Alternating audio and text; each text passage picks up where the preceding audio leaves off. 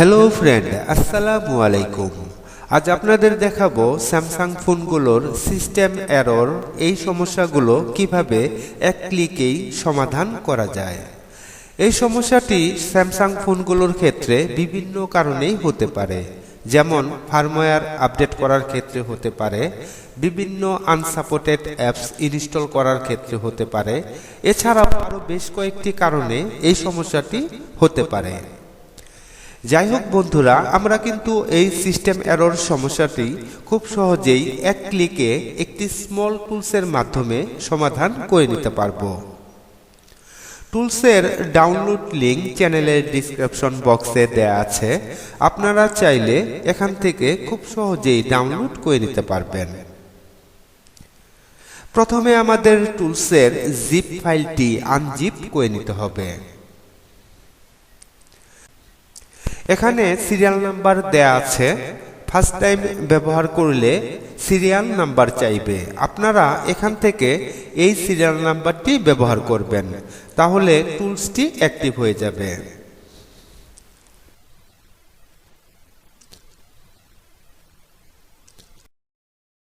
যাই হোক বন্ধুরা, এই টুলসে কিন্তু আরো বেশ কিছু ফিচার রয়েছে, যেমন আপনারা এই টুলসের মাধ্যমে ডাউনলোড মোডে বেশ কিছু ফোনের এফআরপি বাইপাস করতে পারবেন।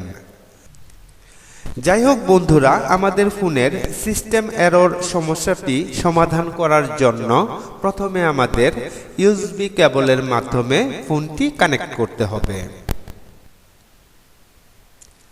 তারপর আমাদের ইউএসবি ড্রাইভার পোর্টটি এখানে শো করবে। তারপর এখান থেকে সফট ব্রিক এরর ফিক্স এই অপশনে ক্লিক করতে হবে।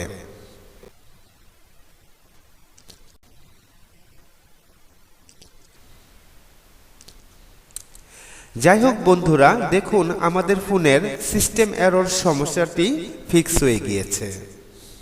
ভিডিওটি যদি আপনাদের বিন্দুমাত্র ভালো লাগে তাহলে প্লিজ চ্যানেলটি সাবস্ক্রাইব করে একটি লাইক দিবেন এবং পাশে থাকা বেল আইকনে একটি ক্লিক করে দিবেন, তাহলে পরবর্তী আপডেট ভিডিওগুলো আপলোড হওয়ার সাথে সাথেই আপনারা খুব সহজেই পেয়ে যাবেন। যাই হোক বন্ধুরা, আজকের মতো এ পর্যন্তই। আশা করি পরবর্তী কোনো এক আপডেট ভিডিওতে আবার দেখা হবে ইনশাল্লাহ। দোয়া রাখি, ভালো থাকবেন সবাই। আসসালামু আলাইকুম, আল্লাহ হাফেজ।